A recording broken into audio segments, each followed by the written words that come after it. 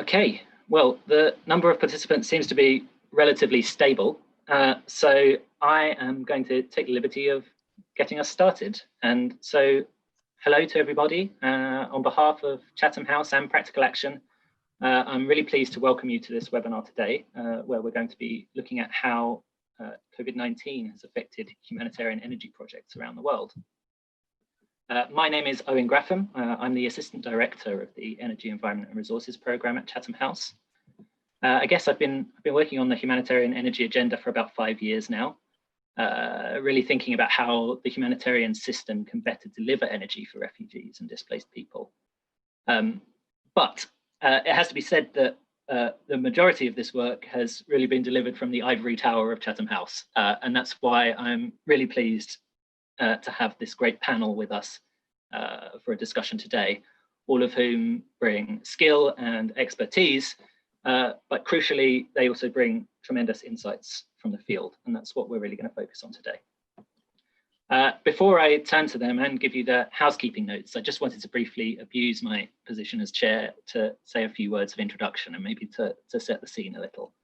For those who are new to this issue, it's worth highlighting that this is important and this is pressing. In a report we authored back in 2015, we estimated that over 80% of those in camps were reliant on essentially wood for cooking, which has extremely detrimental impacts on health and safety. And we've also estimated that over 90% of those in camps don't have access to electricity. My colleague's going to post a link to one of our papers in the chat box. So really, we're talking about a tremendous level of deprivation, which makes it hard to really undertake any type of productive activities, to cook safely, to light your home, to educate your children, to earn a living, to communicate with your family, and so on. And that's why this issue is important. But over the last few years, we've actually seen significant progress, and there's a range of new projects which have started on the ground, and we're going to hear from a few of them today. Many humanitarian organizations are making time, resource, and strategic commitments towards integrating energy and environmental concerns into their programming. And again, Gabriella is going to post you a link. Private companies and businesses are starting to recognize that they can provide energy services within humanitarian settings, and they're selling products directly to displaced people who often find that those services cost less than what they were previously spending on poor energy solutions like battery torches or kerosene. And I guess to top it all, last December, UNHCR launched the Clean Energy Challenge, which committed them to ensuring that all refugee settlements and nearby host communities will have access to affordable, reliable, sustainable and modern energy by 2030. And then came COVID-19 and the pandemic. And obviously the pandemic has huge impacts on all of us, our businesses, our social lives, our livelihoods. And the humanitarian energy sector is not escaping these impacts, whether that's the displaced people themselves, whether that's the humanitarian agencies providing these services, or whether that's the nascent energy access businesses working in these places. So the Mixed Migration Centre's regular surveys of refugees and migrants suggests that across all regions, 86% of people are in need of extra help since the COVID-19 crisis began, but only about 20% are actually receiving additional assistance. 57% of those people are reporting loss of income, 65% are reporting reduced access to work. So you can kind of see a kind of perfect storm situation.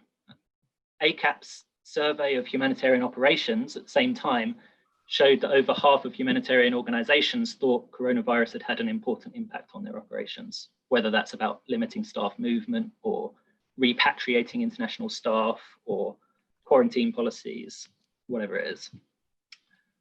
And then the COVID-19 pandemic also threatens to reverse the huge progress that off-grid energy companies have made in bringing power to nearly 500 million people in the last decade. So obviously the pandemic has impacts on the amount of money that people in displacement settings are able to earn. This means that it's more difficult for displaced people who are accessing energy services to pay for those services. And at the same time, companies have slowed supply chains and reduced investment flows. And this is causing off-grid energy companies to run out of cash. So it was quite notable actually that I think yesterday or in the last couple of days, there was a raft of organizations and initiatives working in this field just published an open letter calling for an urgent $35 million of grant funding to keep the sector afloat. So I hope that kind of paints a very broad brush, quick overview of the issues that we might be delving into. I'm really hoping that this discussion and the fantastic speakers we have lined up will help us interrogate all of these issues for the displaced people accessing energy, for agencies undertaking energy projects, and for companies providing energy services. So, with all this said, some housekeeping stuff. Firstly, this webinar is being recorded, so rather unusually, we're not under the Jasmine House rule today. In terms of the running order, I've kind of said my few words of introduction, and I'm going to hand over to the panelists who are going to speak for about 7 to 8 minutes each. I should note that several of our panelists are joining from rather Wi-Fi unfriendly locations, so please do bear with us and them if we experience any problems. I watched the Foreign Minister of Norway have lots of technical problems yesterday, so it can clearly happen to anyone. Each of them is going to try to speak with video, but we'll kind of turn the video off if the connection looks unstable. And if things go really downhill, I'll kind of skip a speaker and then go back if things become more stable. The purpose of keeping these interventions short is to ensure that we have a decent amount of time for questions. I'm chairing today, but I'm being aided by colleagues behind the scenes who are going to be helping with making sure that your questions and your answers are passed on to me. And they'll also be asking some periodical questions of you guys via some interactive polling. So to let everybody know, we're kind of going to use an audience participation platform called Slido alongside this Zoom webinar. So if you want to participate in the online polling, you'll need a second device like your phone or a tablet or a new tab. And if you go to Slido on your browser and enter the hashtag Humanitarian Energy as the event code, then you'll be able to participate in the polling. Once you're in the event page, if you wish, you can enter your name and organization. Gabrielle's going to show you that. And then I guess, yeah, for those of you who are already doing this, Gabriella is going to kind of start us off with the first poll, asking you to type in which city you're joining us from today. So that's going to form in the background. But while that's happening, while it's all cropping up on the screen, in terms of the Q&A itself, please do enter your questions into the Q&A box on Zoom. And please do use the Q&A box rather than the chat function. In the same section, you'll see that you can kind of upvote other people's questions. So if you think that somebody else has a really good question that you'd like to hear answered, or if someone else has a question that was pretty similar to the one you wanted to ask, do click on like to make sure that rises to the top of the list. Finally, you also have the ability to raise your hand. So if you have a really urgent point that builds on the current discussion, feel free to put up your hand and I'll try and come to you for an urgent intervention. But please do use that sparingly or we'll be unable to get to everyone. Anyway, without further ado, I'm really pleased to introduce our speakers and get the ball rolling. First of all, we have Jackson Matonga. So Jackson has 10 years experience working in renewable energy in Kenya. He's currently working with GIZ, leading energizing development results-based financing project that realized the implementation of 10 private sector owned and operated mini grids, one of them being in a refugee settlement. He's the team leader for support to UNHCR in implementation of the Global Compact on Refugees, that component in Kenya. And he's also senior advisor to the Kenyan Power System Readiness for Integration of Variable Renewable Energies project, which is a lovely title. Thanks, Jackson. Obviously, huge expertise and experience, and it'll be really great to hear from you. We're also joined by Karishma Taranam. Karishma is an environmental assistant who has been working with UNHCR in Bangladesh since 2019. She has an environmental science background and she works across energy and environmental projects, coordinates and reviews activities, and represents UNHCR in technical working group level. She's really spearheading water, soil and air sampling data and environmental improvements around the use of LPG in refugee camps. So she's going to be a fantastic speaker on the situation in Bangladesh. We have Lama Kharaiba. I'm really sorry if that pronunciation is terrible, Lama. Lama is an energy and climate advisor, I believe, at NORCAP. She works essentially with the Norwegian Refugee Council as the Global Climate and Energy Advisor, and previously as the Technical Renewable Energy Officer with NRC Jordan. And again, she has years of experience working on this, and nobody knows the situation in Jordan better than her. We also have Denise. Denise has been, she's got more than 12 years experience in international development, managing multi-donor contracts in the humanitarian development sectors. She is the country manager of Practical Action Rwanda and advises on the project delivery of the Renewable Energy for Refugee project. And finally, we have Dr. Phil Sandwell, who's a research associate at Imperial College London, specializing in rural electricity access in developing countries and humanitarian settings. And again, he's previously worked for Practical Action on the RE4R project. And him and Denise are going to be doing a bit of a double act on the Rwandan situation for us. So without further ado, I'm going to leave it there and end my waffling and pass over to Jackson. So Jackson, thank you very much. The floor is yours to tell us about the situation in Kenya. Thank you very much, Owen. Kindly let me know if you can see my slides. I will share my slides. If very unstable, then I will switch off my video and just continue with the slides.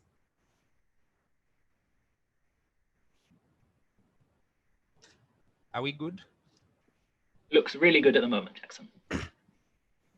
Okay, so thank you very much. I will share our experiences, I mean current experiences on energy supply in refugee settlements, and also especially under the current situation of coronavirus. Then I will talk briefly on what we are doing and specific activities targeting the corona pandemic. So I will focus on the area where we have our projects being implemented, and that is Kalobeye Integrated Settlement in Turkana West Sub-County, Turkana County, which was established in 2015 as an overflow of the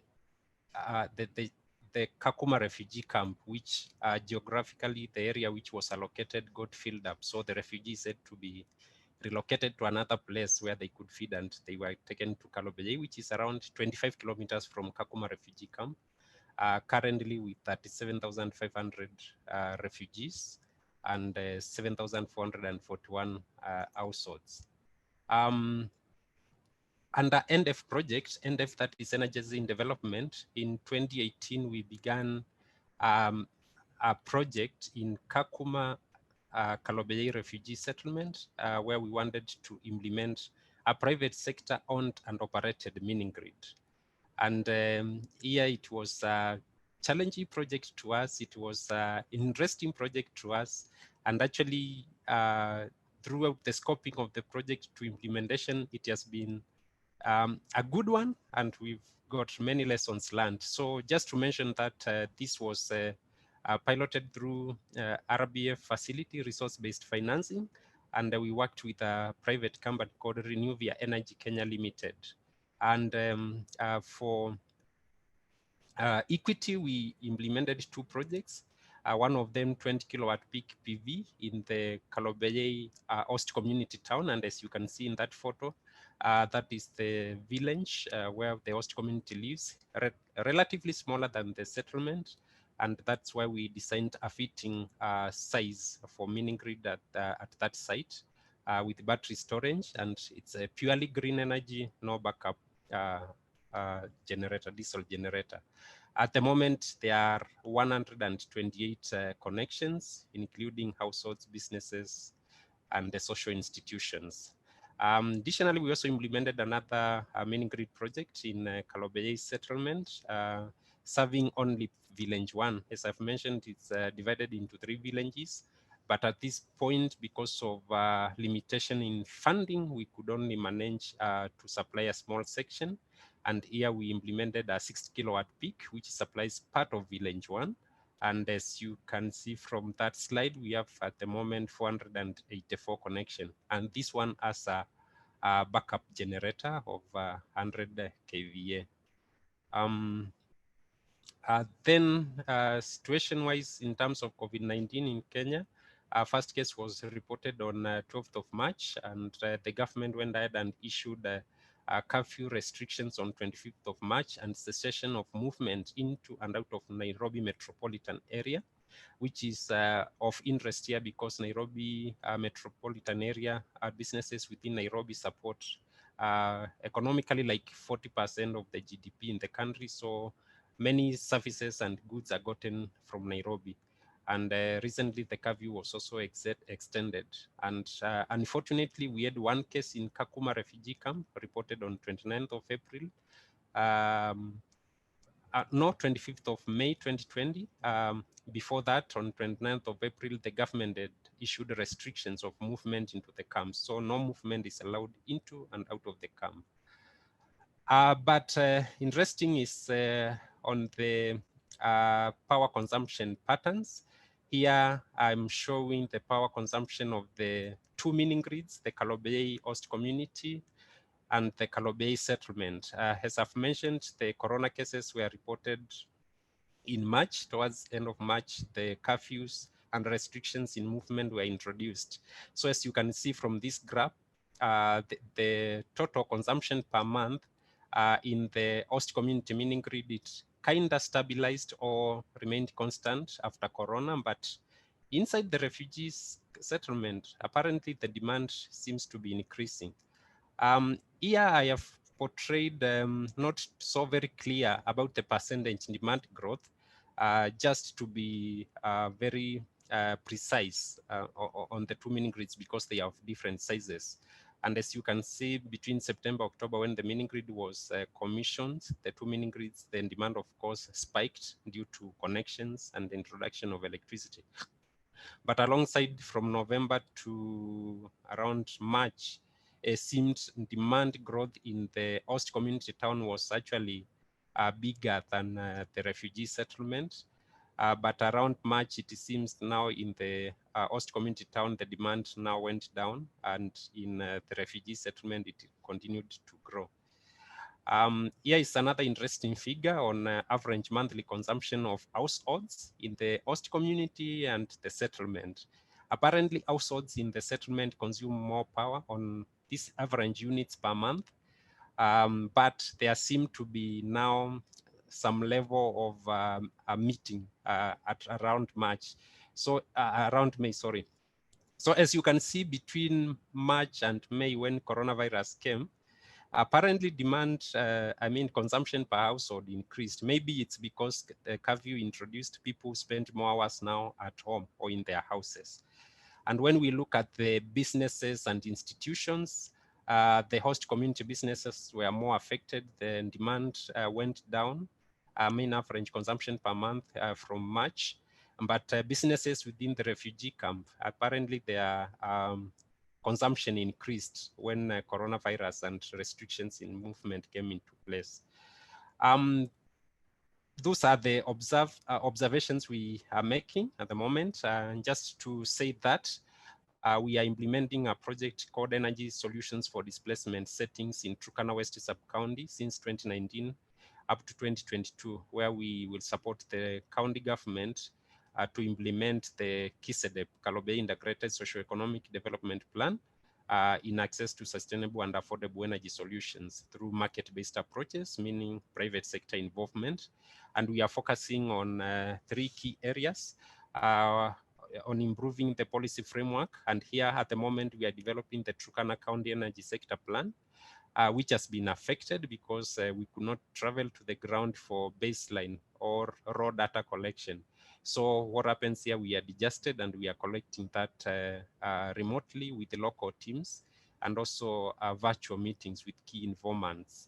Higher tier electricity access for refugees and host communities. Our focus at the moment is expansion of the Kalobei settlement mini grid to be able to supply villages 1, 2, and 3 and connect more households and businesses. And here we completed baseline assessment and sizing of the system. But the design, the actual design, engineers design could not proceed due to Corona. I mean, the external consultant could not enter into the camp due to the restrictions which have been imposed. So the activities on hold. Then we are working to transition UNHCR operations from diesel generators to renewable energy.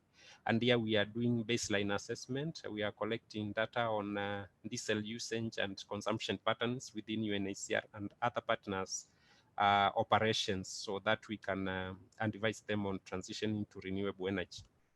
Lastly, we are implementing some specific activities to support preparedness of COVID-19 within the refugee and host communities, where at the moment we are connecting 2 health facilities and 4 schools in Kalobei settlement to the existing mining grid, where they will act as treatment and isolation centers in case of increased infections within the camps. Here we are looking at the schools having a bed capacity of around about 500. The beds will be supplied by UNHCR, and in the host community we are connecting the health facility which is existing there to the mining grid which we implemented under NDF. And then for the World Food Program, there's an agricultural farm in Kalobei settlement where we are also considering, and at the moment implement the connection to electricity to the mining grid for sustained food supply to the refugees as they are restricted in movement. Thank you so much. I stop here. Thanks so much, Jackson, and thank you for keeping to time. I mean, yeah, I think the last slide in particular is worthy of consideration, right? Because this is effectively opportunities that are being taken in regard to COVID. And so, yeah, if COVID is providing opportunities to get more things connected, to improve energy access, then that is actually quite an interesting angle, and maybe one that other participants could think about as well. So with all that said, I am now going to turn to Lama. Thank you. So Lama, the floor is yours. You are going to tell us about your work in Jordan. Yes, thank you so much. So hello everyone. I'm very happy to be part of this interesting discussion.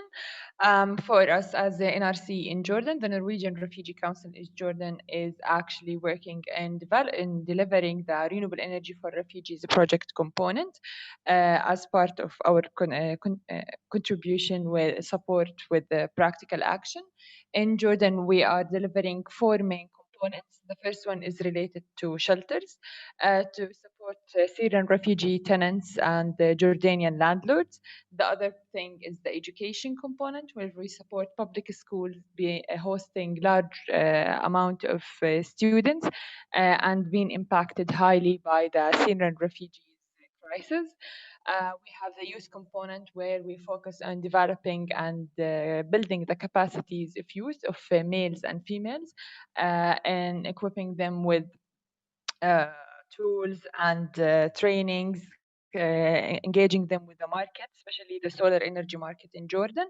And the last component is the advocacy component, where we are trying to support in a national and in a global level in exchanging our knowledge and get more interest and attention to support more the humanitarian energy across the globe.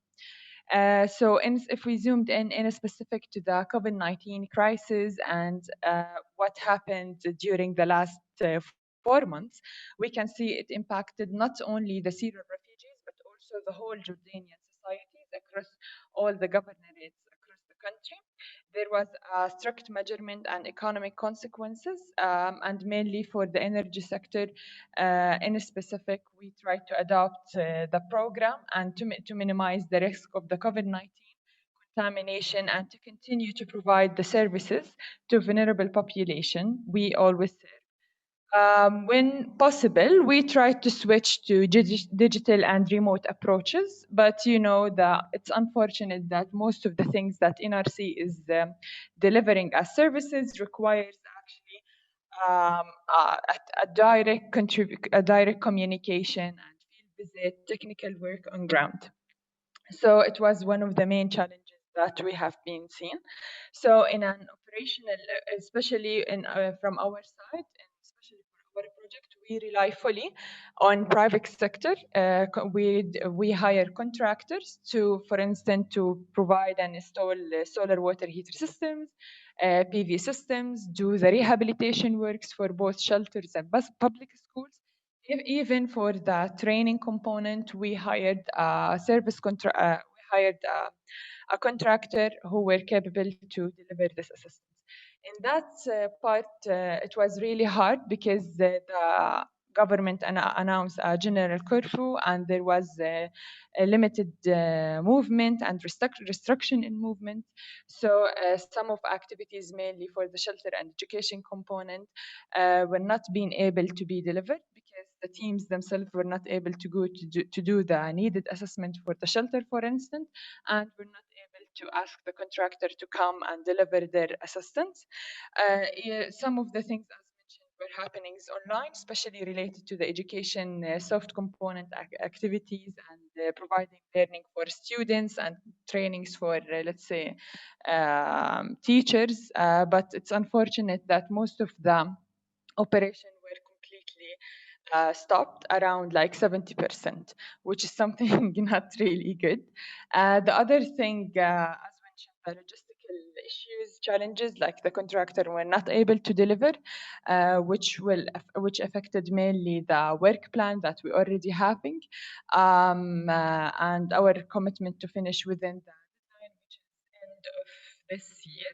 But we needed to do some responses to overcome these challenges.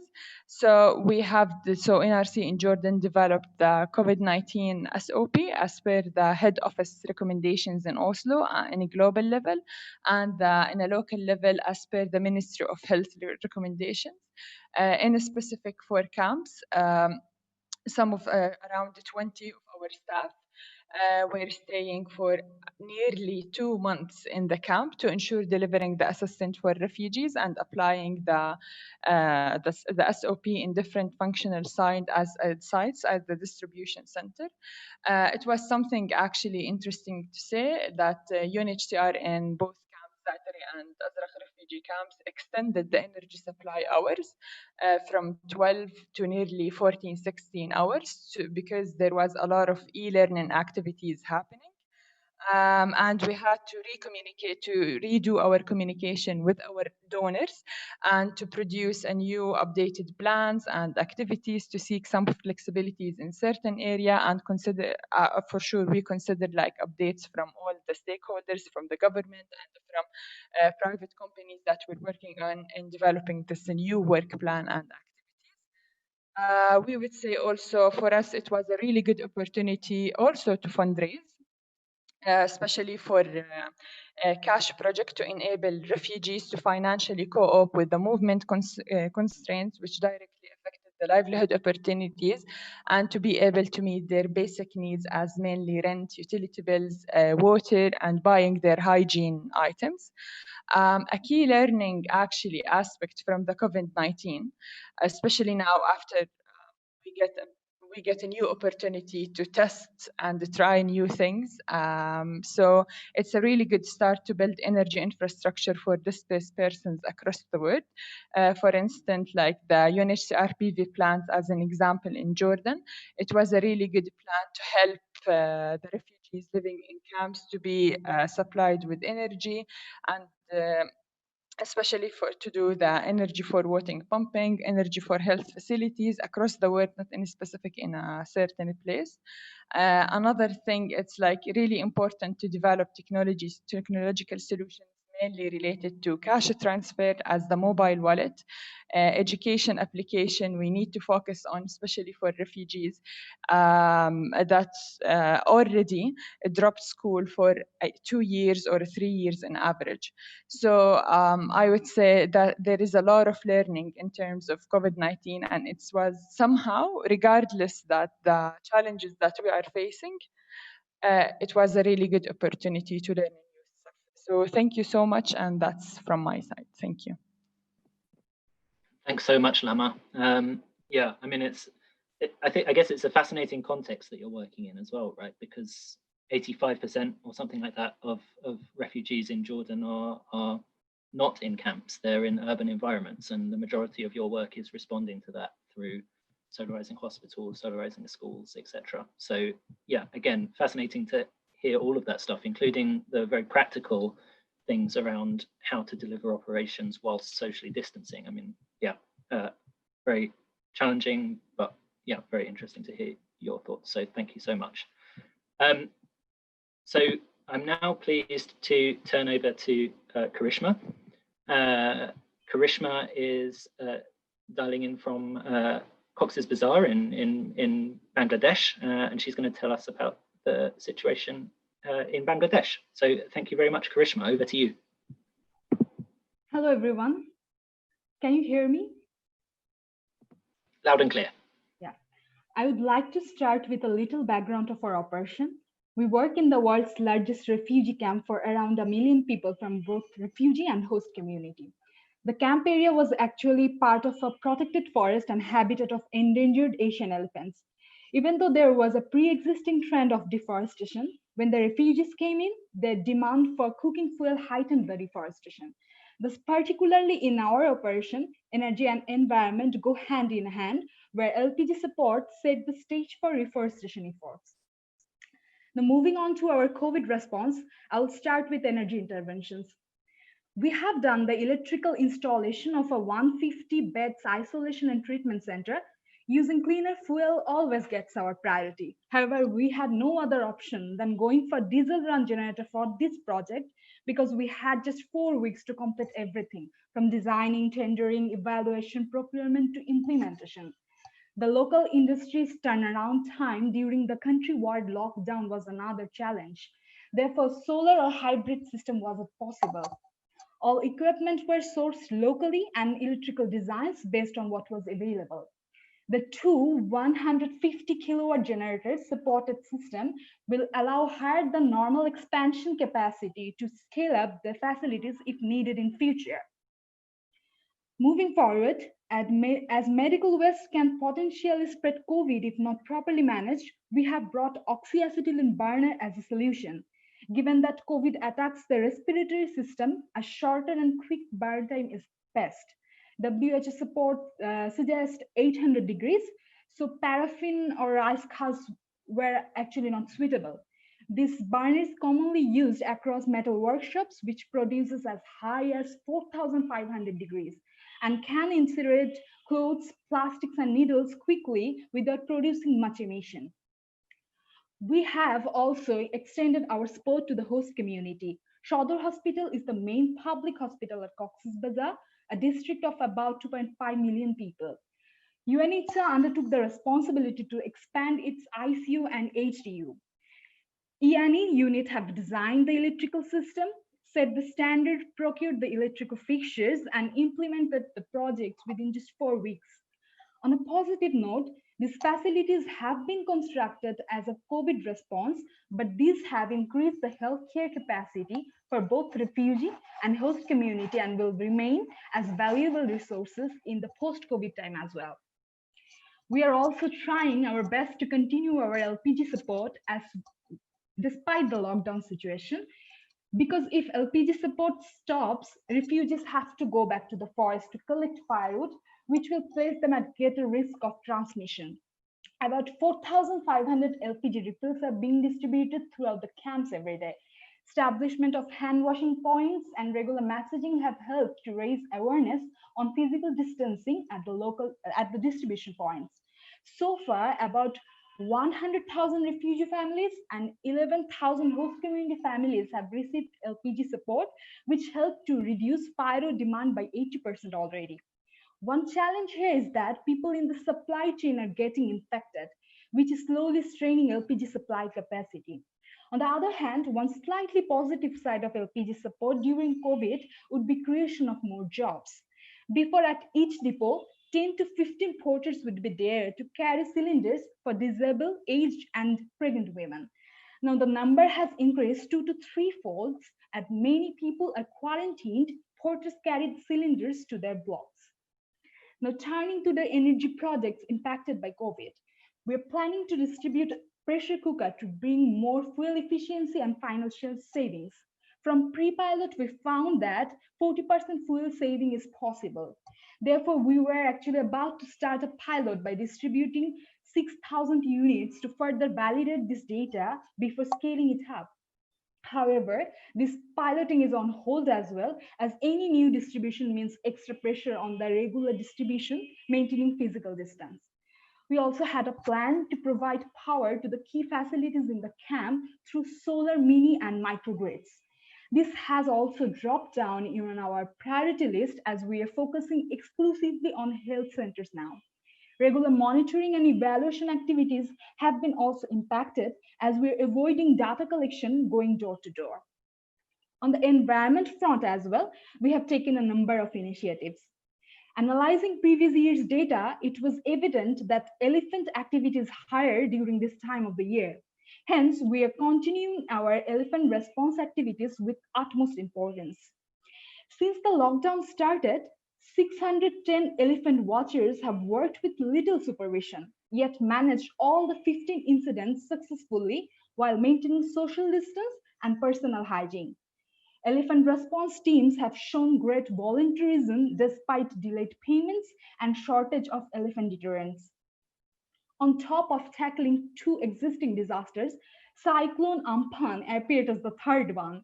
As bamboo-made watchtowers have typically a lifetime of around 2 years, 57 risky watchtowers made back in 2018 had to be urgently dismantled before the cyclone. Due to the lockdown, reconstruction is also going on very slowly in batches. That's why ERTs are watching from elevated places in absence of watchtowers as an alternative measure. Next topic is planting. Due to hill cutting, every year during monsoon, many landslide incidents occur. Post-landslide response is quite a lengthy process, which requires deployment of resources and people, which means increased exposure.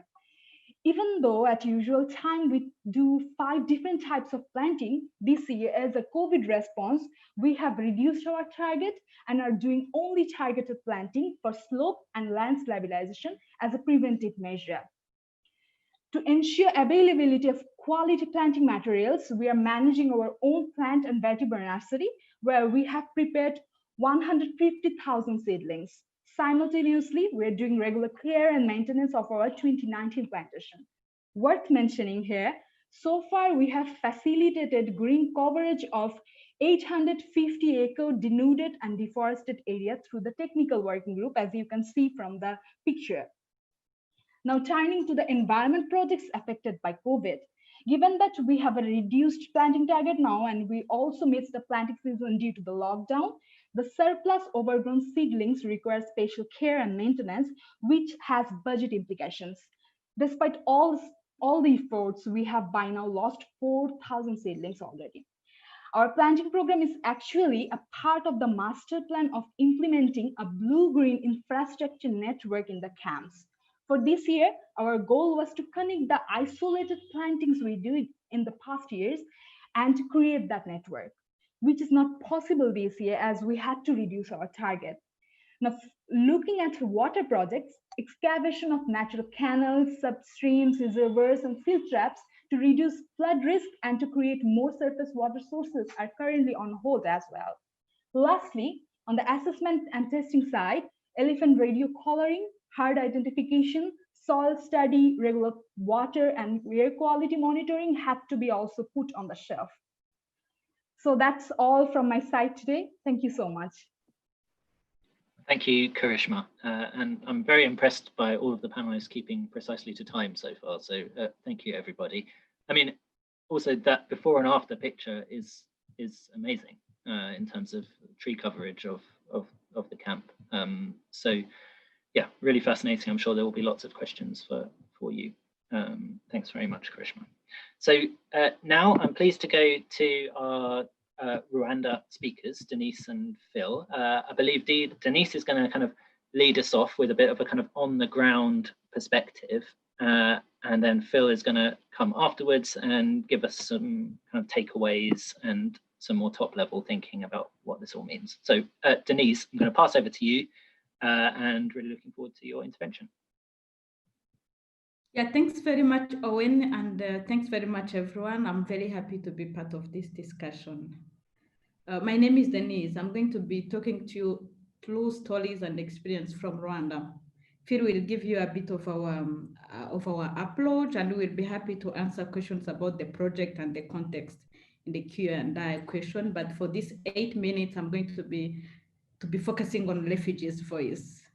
I'll talk to you about the impact of COVID-19 on refugee household, on the market for solar home system, on the productive use of energy and livelihood, and the experience of entrepreneurs. Then I will also talk to you about the community lighting experience before and after. Yeah, before the COVID-19 started, the first case was identified in Rwanda. We have had impressive stories of testimonies on how people got choice and control over their time. And the lockdown started immediately. And the major, we cannot really claim to understand the impact of the COVID-19 now. What I'm going to mention are the trends of what we are hearing from refugees and what we are observing on the field. Yeah, we've locked down only essential services we're running. And even now with the lockdown alleviated, some of the services are not functional yet. So all this has contributed to lowering the purchasing power of refugees in the camps that are being supported by RE4R. And this has really affected the payment, the monthly payment to solar home system suppliers. One of our suppliers have recorded the highest default rate, 25%. It's so scary, but he kind of expected it. Yeah, on a positive note, solar home system really helped people access the World Health Organization and government messages against COVID. With school closed, children were able to access radio lessons, depending on the year they are in. And actually, people that were on lockdown, limited to stay in their houses, were able to access news, dramas, and other entertainments on radio and TVs for those who owns them. Yeah, all this has effect. You can only understand that all this has effect on social and economic life.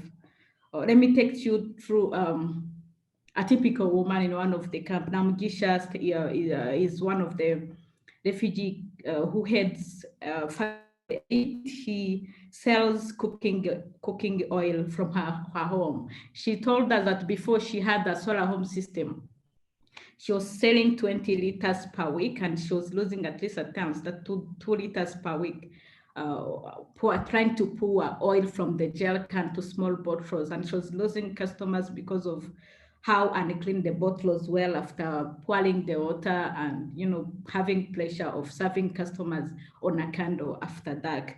Now she claims that the solar home system have provided a clean, modern yet calm environment for her to serve her customers. And with the COVID situation, with the COVID-19, with the lockdown, even more customers are buying from her, because even those who were working from the host community who are now forced to stay in the camps were to buy from her, which gave her an opportunity to expose her improved customer services, yet improving more loyal customers. And she has using her extra income to see if it can link her to other support. The people you're seeing under the first slide are women's big camp. These women were selling their vegetables from up to 6 p.m. and they had shared more their concerns about they're stealing their vegetables, people paying them with fake monies, and this has changed since the street lights. And with the COVID, they are among the business that are still running, and they actually attracted more businesses. And on the next slide, I've already spoken about the impact of solar home system, and these people have experienced similar to the one I've just shared for those who are running small businesses in the house and those who are keeping their family visitors at home have really reported how solar home systems have helped them now that they're spending more time in their homes. Oh, next slide, please.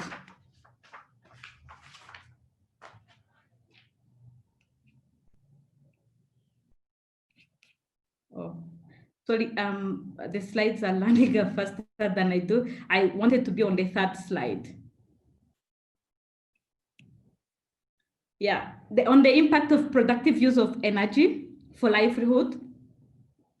I mean, with only essential services learning, most people have left their jobs, or their jobs are put on hold, have lost their job, or their jobs are put on hold. And looking at the picture, the first guy on the left, Bienvenu, is in his early 20s, was raised by a single mother who passed away before he was. He started this shop when he was selling only a few kilograms of salt, sweets, and a few others. And he, as a teen, managed to take it where it is. Before the lockdown, he has decided to close the shop, renovate it, and sell other products that he thought was more productive and more beneficial. But the lockdown happened and everything was put on hold. He found himself spending on his capital to help his 3 other siblings.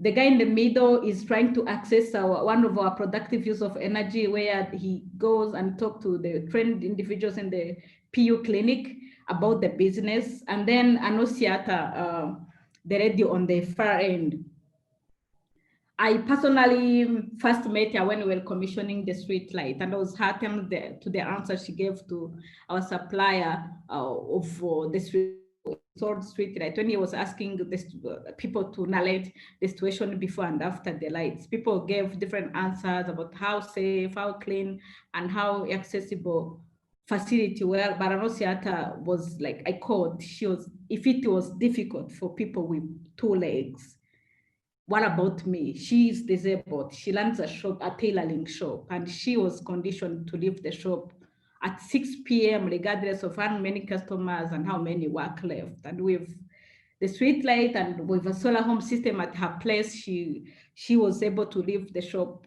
at any time, because she lives in Caritier 6 and stays in Caritier 1. Only those who have been in the camp can only be able to understand, but it's difficult to move for even a person with 2 legs, even more difficult with her. So with the lockdown, her shop is amongst those that closed, and she also found herself spending without producing.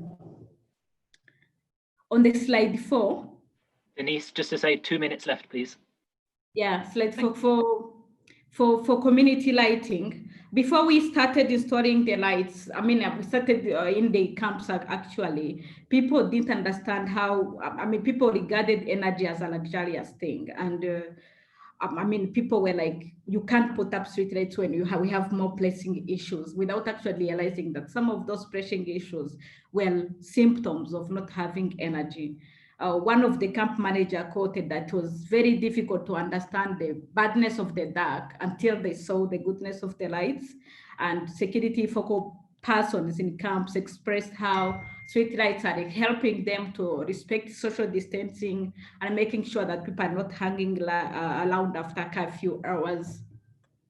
Yeah, on the some of the challenge, we were first movers in the space. There was no experience so we had to be flexible and adaptable to challenge, and we were learning as we were doing. And COVID even made our learning even broader. It was testing the sustainability. It really tested the sustainability of what we are doing, and we are learning in the process.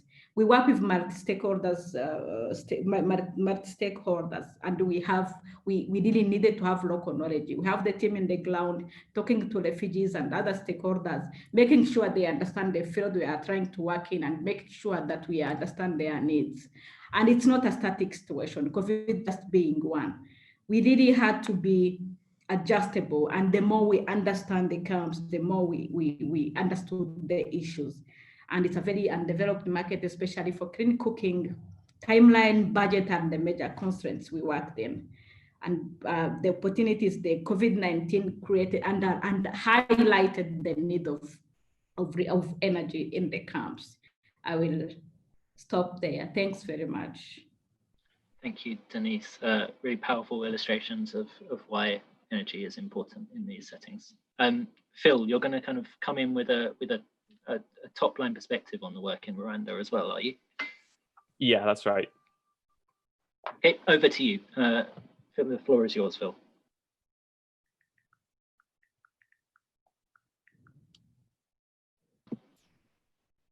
Great. So hi, everyone. My name is Philip Sandwell, and I'm here to talk about how energy and assessments can fit into the response to COVID-19. Next slide, please.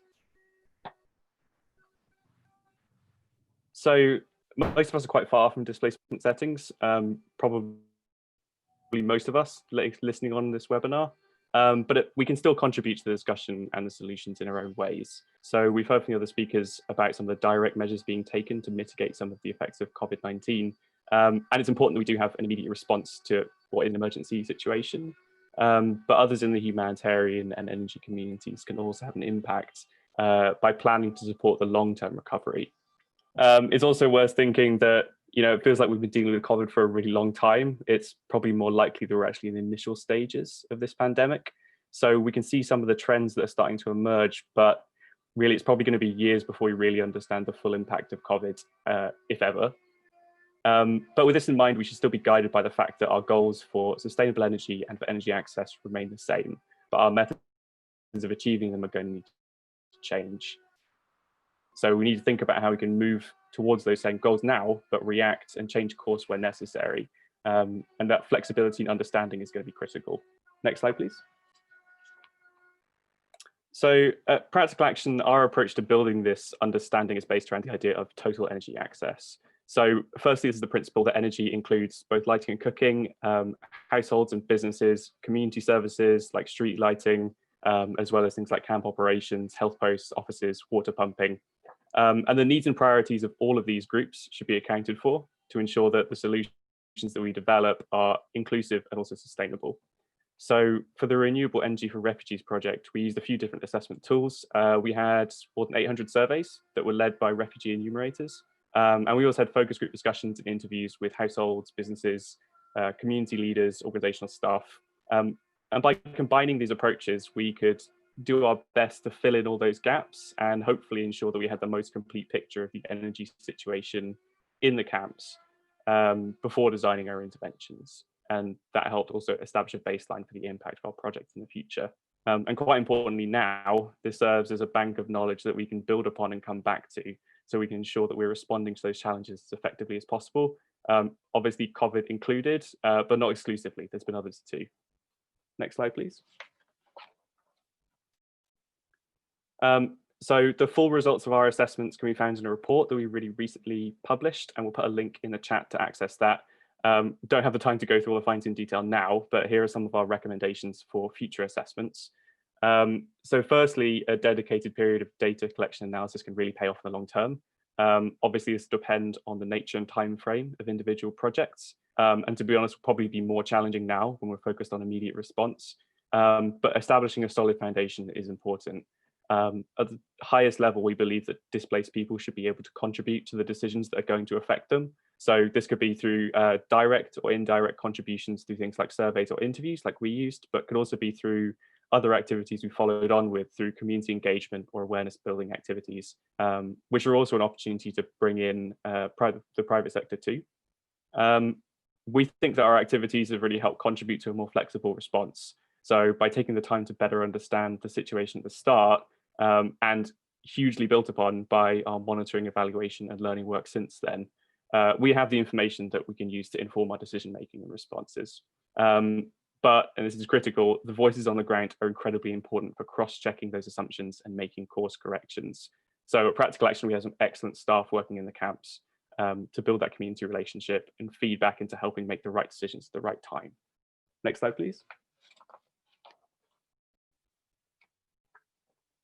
So speaking a little more generally, there's a few issues that have kind of always existed, but are now being brought to the forefront by the current situation. Firstly, the basics of benefits of basic energy access are now greater than ever.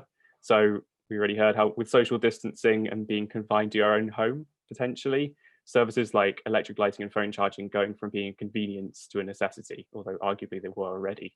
Another appliances like radios, used to be marketed as providing entertainment, but are now doing things like providing public service announcements or educational programming. Camps are probably going to need to be more self-sufficient in the future. So put simply, if your camp is locked down, your supply chain might break down. So for agencies, this might mean you run out of diesel, or maybe cooking fuel for households.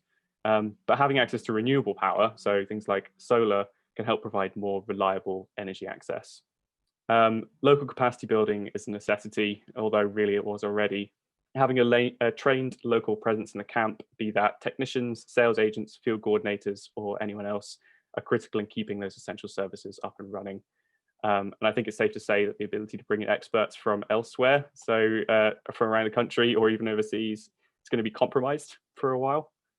And finally, there's been a lot of advances in remote information and communication services. And I think they'll probably become more commonplace.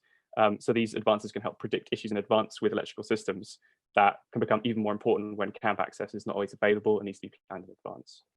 Next slide, please. So finally, from me, sustainable energy can keep our essential services running, but also help support the long-term recovery. A lot of attention, quite rightly, is given to keeping these essential services going. So, for example, for making sure a health centre has reliable power for vaccine storage, but also it should be about maintaining the good progress. And we know the energy needs of different groups. We can see how it might be possible to design interventions or improve interventions that can satisfy all of them or more of them. And this can help unlock additional services or opportunities, or maybe just more than we otherwise would have. But we need to work together to do it and look for the co-benefits. So the same energy infrastructure can provide benefits to a lot of different users, but really only if we plan for it. So one example would be a system for a health centre could be extended to a nearby marketplace, but also things like the street lighting that Denise showed. It can help increase the perception of safety in the camps, but also extend opening times for businesses. Put simply, energy is a cross-cutting theme with lots of different applications, so we can help support recovery in a lot of different ways. What information do we have and what do we need? I've really been trying to drive home about how data and assessments can form a solid foundation for energy projects, but it should not just be data for data's sake. So we should be thinking hard about who might have the information that we can use, how we can make the most of what we have now, and essentially hold ourselves accountable to maximize the benefits of what we already have before trying to get anything new, which is only going to be more challenging in the current situation. But also remember there's a growing body of resources and literature and expertise that we can rely upon to inform this kind of work. And finally, how do we bounce back and ensure long-term sustainability? To be honest, I don't think we can know that yet. We kind of just need to do our best. We're still at the earliest stages, and it's going to take a really long time to uncover these issues and the impacts they have. But if we remain guided by those same principles and goals that I mentioned earlier, and we can be flexible, we should be able to respond to this. Next slide, please. Thanks very much. That's all from me. As I said, our assessment phase report with much more information about our approach and findings is available online. I'll put a link in the chat to that. Please also take a look at the other resources that are helping guide this area. The Global Plan of Action, especially working in Group 5 on data and evidence, and the series of great webinars that NGPedia has been hosting. Thanks for your attention and looking forward to the discussion. Thank you. Thanks very much, Phil, and thanks very much to Denise and Phil for providing that perspective on their work in Rwanda. I think, yeah, really useful and a great way for us to dive into the discussion. Before I go there, I know that Gabriella was going to invite you to have a look at Slido and kind of take stock of where we are and to offer your own perspectives. We've heard a few different things about how the pandemic has affected energy projects. And for those of you who are practitioners or who are following this subject, I guess we're interested in hearing from you about your own experience and what aspect of humanitarian action has been most affected in your view.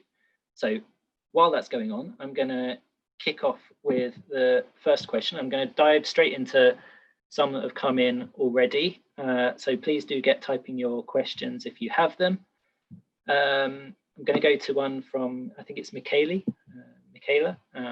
Leone from IDRC, asking, essentially saying that a barrier for switching faster to renewable technologies is the low availability of technology in some countries and contexts and the longer setup times. This was quite clear in Karishma's presentation around the hospital setup, for example. So I guess it's a good question. It's how can we shorten installation times to overcome this constraint? How can we reduce the time it takes to get renewable operations up and running? And I guess I'm probably going to go in the same order as the speakers. So Jackson, if we could have your perspectives on that, that would be great. With all of your experience commissioning renewable energy projects, I'm sure you have some thoughts about this. Well, if I may answer from our experience, one of the things which we found delaying implementation of the projects was actually stakeholder agreements. And here I mean the very different stakeholders involved, including the government entities who issue permits and licenses, as well as the local stakeholders, the politicians, the local communities and community organizations. I think that is a bit which delayed the implementation of the project very much. Otherwise, for me and from the way I see the private sector implementing projects, because we worked with the private sector, the actual implementation from the time all the permits were in place up to actualization of the project was a bit, I mean, I would say very fast, because they could put up the hardware as well as all the technologies. For example, if it is for the mini grid, I mean, import of the components to the country is not a big problem in our country, Kenya. The solar panels, the batteries, and the inverters, and some of them, of course, you can get locally. There are companies which stock this kind of equipment. And when you talk of the distribution network components, they are most of them available locally. So it was very a bit fast to source locally from the local suppliers and transport to site and do the installation. Otherwise, for us, the major delays were the stakeholder engagements and getting the necessary permits. Thank you. Thanks, Jackson. That's useful. And Sebastian has kind of come up with a kind of further question on that, which is kind of why would a renewable energy installation take longer than a fossil or diesel installation? And it's a valid question. I guess some of that comes down to procurement policies as well within humanitarian organizations, and the fact that what has been done previously is often easier to go to than something that has not been introduced before. Do you have any thoughts about that, Jackson, just before I turn over to the others for their thoughts on this same subject?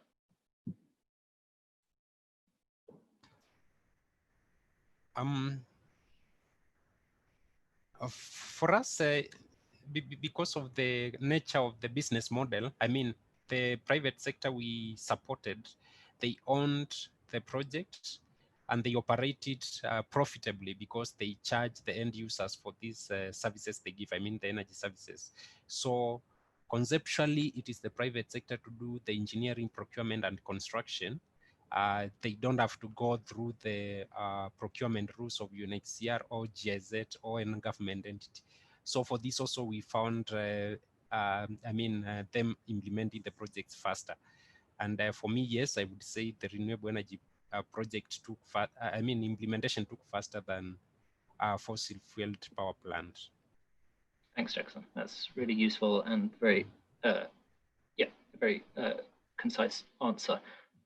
Do other panelists have thoughts on this? I guess Karishma, the question was, the original question came from your description of the setup of the hospital in Bangladesh. So it might be interesting to get your reflections on why that was the kind of go-to fuel source there, and if there are things that can be done to transition that to renewables in the future. I know you also have some colleagues on this as well who this may be more in line with their expertise, but Karishma, over to you. Yeah, I will just start with my input and maybe my colleague can later on join. So the thing is that for us, that it's not very like WHO approved or like does not, it's not very standard at this moment, but we have to like it, it actually meets the best practice for now.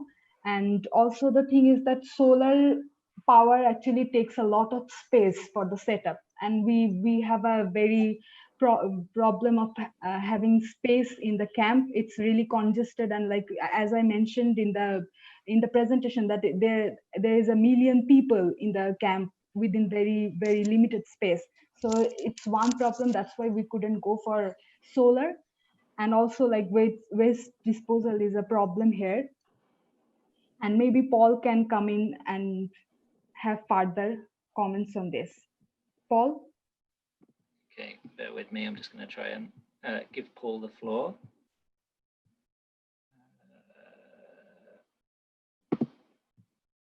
Paul McCallion, you are now able to speak, I believe. Hello, can you guys hear me? Yes, loud and clear. Thanks, Paul. Okay, so I'm standing in for one of our colleagues, Madood, due to power cuts, couldn't make it. Yes, so basically the way that we handled the medical facility is we would like to have went hybrid, because Bangladesh has very heavy monsoon seasons. We have to go hybrid and everything. So we have got 43 kVA or kilowatt peak hybrids for health centers, but for speed and for saving lives, we needed to build these COVID isolation and treatment centers with as much speed as we could, and there was no clear guideline because the pandemic was so new. So there was no spec on what is an isolation treatment center. So we just designed everything using local supply chains and to allow for massive expansion.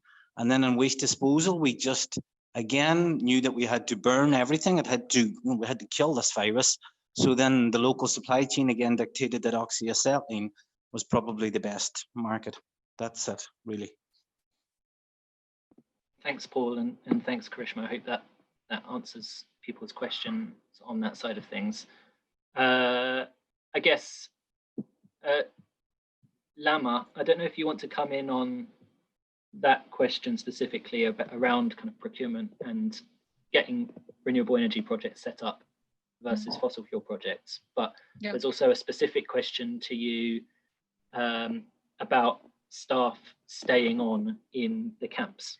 And so, yeah, the question was kind of how were they able to stay there, and did this have impacts on overall energy usage of the camps and overall, the overall situation there? So maybe if you could have a go at answering those two at the same time. Okay, so first of all, things related to the private sector.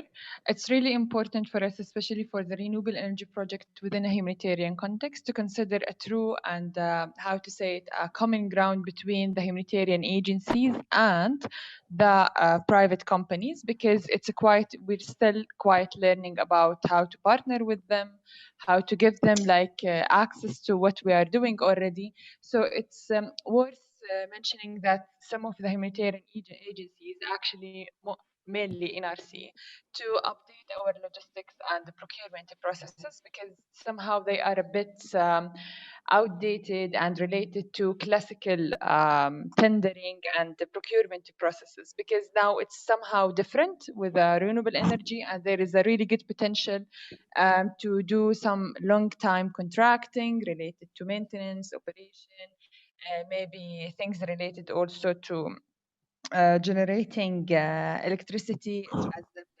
pay-as-you-go system. So it's worth updating this section at each humanitarian agency. And the other thing, there is a really high interest for the private sector to enter and support. So we need them to co-op with what we believe in and what are the humanitarian principles in that thing. So there should be there is this communication, open communication between each side, so each to find a common ground and to decide what to do more further, because we take around sometimes we plan for 6 months to finish a tender, which because we are still learning and developing things as per what is happening with us. But in reality, it should take way less time than we plan for 6 or 8 months. And with the COVID-19, it was a longer time to deliver the assistant and to assign a contractor to do the whole work. From the other aspect related to staff staying at the camps, really important for us to ensure delivering our basic needs to refugees in camps, because the authorities closed the camps and prevented anyone from going out. It means that some of the refugees who works, let's say, outside of the camp, or wants to do a visit or go to hospitals or have certain important appointments, will not be able to do that. So it means that we need so the needs will be way higher and higher, and it will be increased. So in that matter, to ensure delivering the services and as per the planned schedule, the distribution plan, there was a need to keep some of the staff in both camps until the curfew restrictions are less, or to have a dialogue with the government to allow for a flexible movement for humanitarian agencies staff. So from that side, NRC decided to keep them inside the camp to ensure delivering the services for the refugees as per the distribution plans. Okay, thank you, Lama. That's very helpful. I'm going to turn to Denise and Phil. A question from Tracy Tunga, who is asking, are the mini-grid developers finding it a challenge to keep up with increased electricity consumption? Also, are the consumers able to keep up paying the tariffs as usual during this COVID period? Yeah, both excellent questions. And I think, Denise and Phil, this is something you're actually collecting a lot of data around. So it'd be great to hear from you on this subject. Maybe Denise first. Yeah, hi Tracy, thanks for the question. I think Tracy was trying to hear from someone out of practical action, because the mini-grid is now not part of our intervention. So we wanted to hear, I think she wanted to hear from people with that experience. Fair enough. And Jackson, you're already sharing your screen to show us your consumption statistics. So go ahead, floor is yours.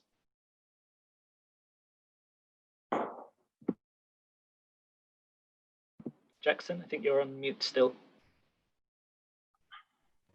Sorry. Yes, I want to look at these two graphs. For example, this one is on the average consumption for households in Kalobeye settlement and Kalobeye host community. But first of all, let me go to this graph where we have total consumption in the settlement and host community. Particularly when we look at the consumption in the settlement, the monthly consumption from March, when we had this corona pandemic starting, and the directives from the government on cessation of movement, as well as curfews, no activities at night, we see consumption actually increasing in Kalobeye settlement mini-grid, March, April, and May.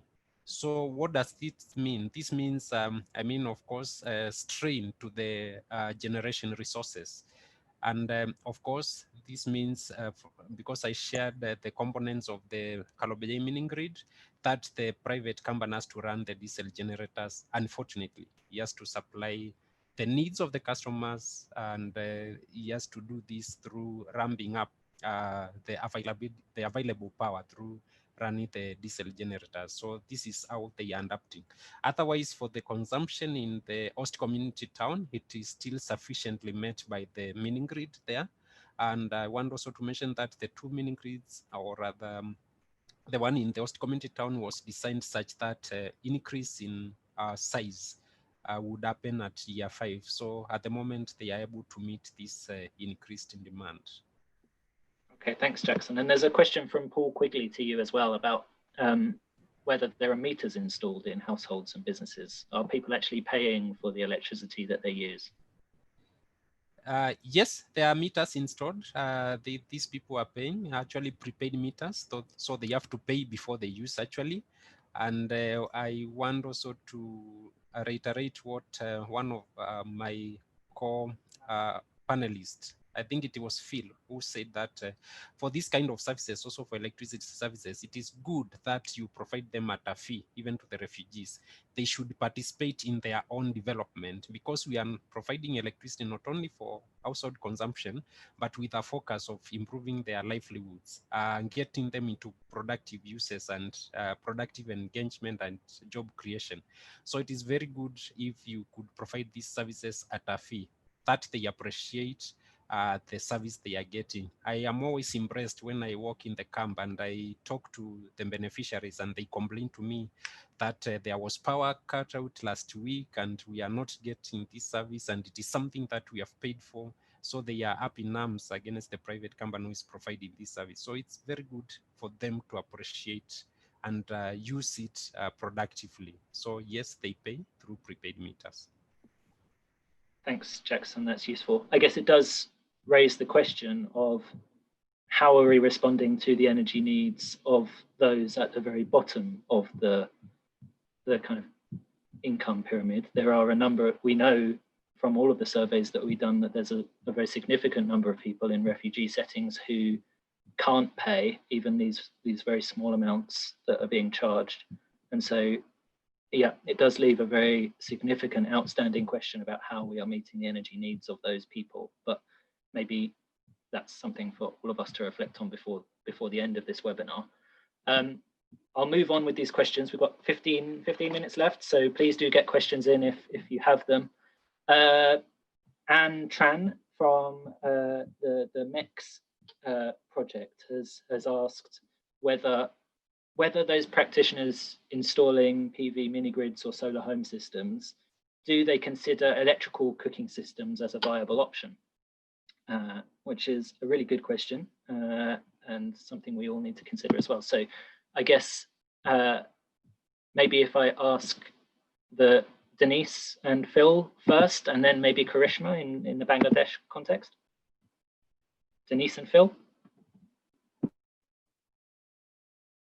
Yeah, in the Rwanda context, we have not considered that mainly because of the nature of the market. They are, I mean, all those solutions are imported and getting here, they are very expensive considering to the market we are looking at. And before the project started, we did an assessment, and refugees themselves proposed what they think were viable options for both cooking and lighting. And for cooking, we had considered for our intervention that we would rather use more improved but yet renewable biomass sources for cooking. Okay, thank you. Karishma? Yeah. Or Paul from the Bangladesh context?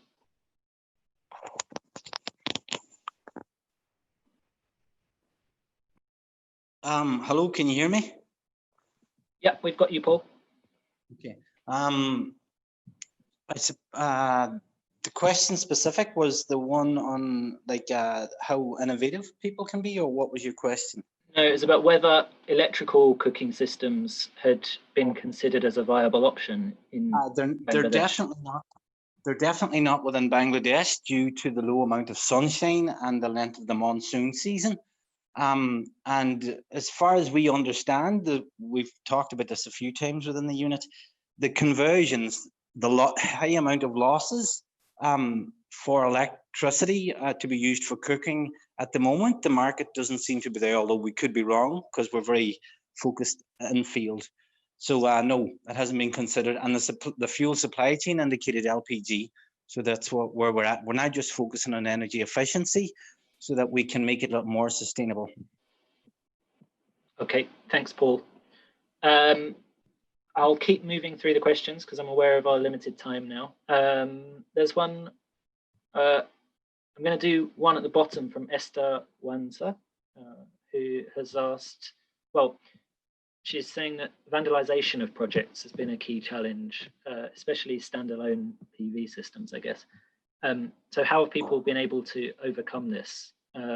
Maybe if I ask Lama this question first, obviously you've got quite a lot of standalone PV systems on the schools and the hospitals in which you're working. Owen, can I ask you please just to repeat the question because I lost you at some moment, please? Yes, of course. How do you overcome the challenge of vandalization? Do you find it a challenge? and yeah, what actions do you take to overcome it? I guess it's worth highlighting again that your work is primarily in urban contexts in Jordan, and so this may have a different answer to those who would be answering about camps. Oh, for sure. Yes, I totally agree with you. We have, especially during the pilot in 2015, we have witnessed some of vandalism issues. To be honest with you, mainly in public schools for boys. It's always the problem of boys' schools because there is a high sense of ownership, to be honest with you, with female schools, which is somehow really interesting to see. And they have like really considering protecting, cleaning the system more often than the schools for boys. In that matter, it's really interesting to coordinate really well with the Directorate of Education. Because they will be the persons who will be considering doing the maintenance, follow-up checks, and owning the system after we finish. So it's really important to highlight everything for them from the beginning. We also did some capacity building training for 50 from the engineers and technicians who works at the different Directorate of Education, because they will also be like the focal points for protecting the system and following up on that. In the pilot, we also try to install like a monitoring system to enable them to monitor the system remotely. But it's also, like, to be honest with you, it's also really weird to work with the government's internet connections and technical issues because it keeps changing from time to time. So it was actually a challenge, but we tried to fix it like with the remote monitoring, which is a really good approach, but it's unfortunate they were not able to use it properly. So it's mainly really important to raise awareness, provide the right guidance, and ensure that they are getting the full picture about protecting the system itself. It's really important to raise awareness among also the students.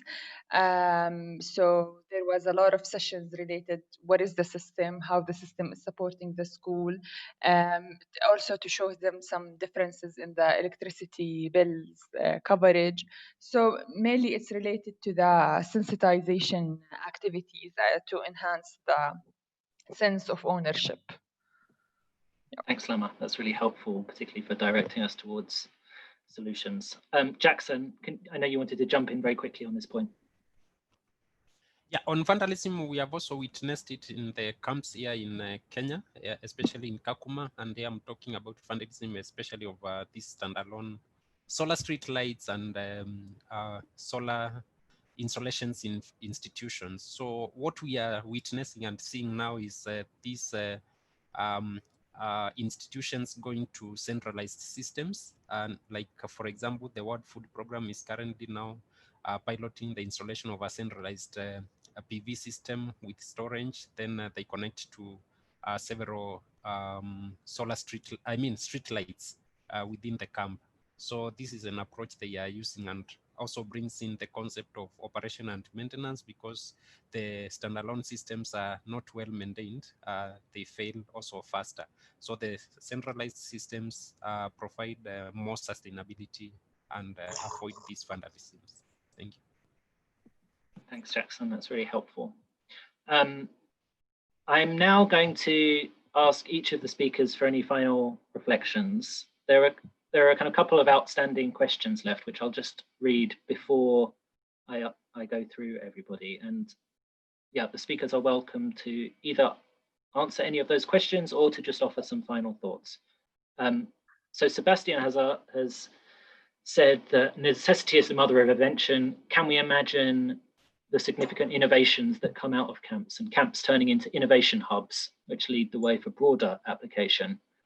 I mean, my personal reflection on this is that actually a lot of the attention in the humanitarian energy space does already go to camps, and much of the innovation that we're seeing in this space is already going into camps. And maybe we actually do need to think of more innovation occurring for the 80% of refugees and displaced people who aren't in camps. But but I will turn it over to everyone for their thoughts on this, because I do think there's some interesting stuff happening, particularly around kind of circular economy and disposal of solar waste and other things like this. Pauline Otti has also asked how much collaboration and coordination with other agencies was there when it came to coordinating your COVID response. So that would be a good thing to reflect on in your final remarks. And something specific for Jackson. Can you elaborate a little bit around the energy policy framework in the ESDS project? So thank you everybody for your questions. I hope we've tried to kind of get through everything. I'm going to now turn it over to the speakers to go through in the order that they spoke originally for final reflections and final remarks. And please answer any of those questions if you can, guys. So first of all, over to Jackson. Thank you, Owen, and thank you for this opportunity. First of all, I answer Aja briefly. On the improvement of policy framework, we are supporting the local government, that is Turkana County government, to come up with the strategies, plans, and policies for energy provision, not only to the refugees, but to the host communities. So what we are looking at is, for example, at the moment, developing a county energy sector plan, which includes refugee energy needs. This is also necessitated by the plan of the county to implement the comprehensive refugee response framework, where refugees and host communities are incorporated in development plans. So further to the plan, now we shall go ahead and see how we can support them to come up with an energy policy for the county, especially to pave way for private sector investment and more so the local companies. I would say also this project and especially this period has also opened our eyes in terms of collaboration with partners, because some of the activities we are not able to implement on the ground, meaning we can't travel ourselves or our consultants to the ground. And what we have done is engaged the partners bilaterally, where we are holding virtual conversations and meetings, as well as some of them supporting to establish local teams who can be able to implement some of the activities without our involvement, where we guide them remotely and they implement this. So collaboration actually is very key to implementation of these projects. And for example, when we talk of working with UNHCR, they are in charge of the refugees, they understand the dynamics within the refugee and host communities, the conflicts management and all this. So it's very important for collaboration for all partners while implementing these projects. Thanks, Jackson. I think we'll probably have to leave it there just for the sake of getting through everyone. I'm aware that we're already at time and have a few more people to leave some reflections on, but thank you so much. Thank you. Lama, over to you. Just a quick last reflection on some of those outstanding questions or outstanding points. I think it opened actually an opportunity for everyone, to all of the partners, to speak together, to give each one of us a certain role to play and to help in supporting the vulnerable communities that we are trying to support, maybe in even a better way. Maybe some of the challenges related to some delays in operating the project, and this emergency appeared and we need to respond to it very quickly, and we already have some additional activities and projects that we need also to implement, so maybe it was an issue. It's really important also to collaborate not only with partners like humanitarian agencies, but also with local and GAC partners and the government, because they are a key success to ensure entering and accessing the right people in a right way. So it was something that has been seen really good. Thanks, Lama. Karishma, your last thoughts. Okay. So regarding the coordination question, we actually worked through the technical working groups where IOM, UNICEF, UNHCR, they work through partners, and also we collaborate with WHO as well. And also, like, if I can summarize, like in total, with through these technical working groups, we have provided 1,250 beds for COVID response.